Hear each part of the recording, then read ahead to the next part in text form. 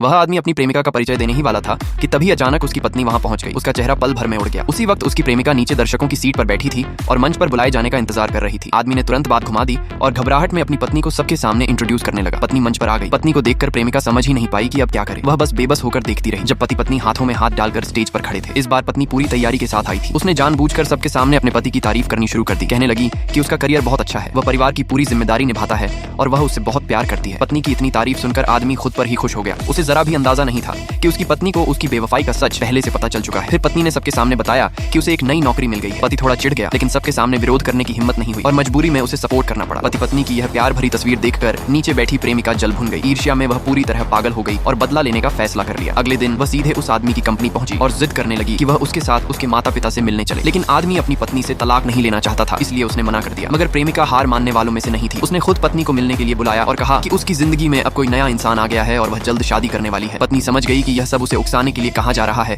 लेकिन वह बिल्कुल भी नहीं घबराई। उसने तुरंत अपने पति को वहां बुला लिया। पति के आने के बाद पत्नी ने जानबूझकर उसके साथ प्यार दिखाया और फिर मुस्कुराते हुए बताया कि उसके पति ने उसे 20,000 युआन की एक होटल कार्ड गिफ्ट की है। ये सुनते ही प्रेमिका का चेहरा सख्त पड़ गया, क्योंकि वही कार्ड असल में उसी ने खरीदा था और आदमी को दिया था ताकि दोनों आसानी से मिल सके। उसे सपने में भी उम्मीद नहीं थी कि वह आदमी वही कार्ड अपनी पत्नी को दे देगा। उस पल उसका गुस्सा चरम पर पहुंच गया, लेकिन उसने खुद को किसी तरह संभाल लिया। लेकिन तभी पत्नी ने जो अगला कदम उठाया, उसने प्रेमिका का पूरा संयम तोड़ दिया।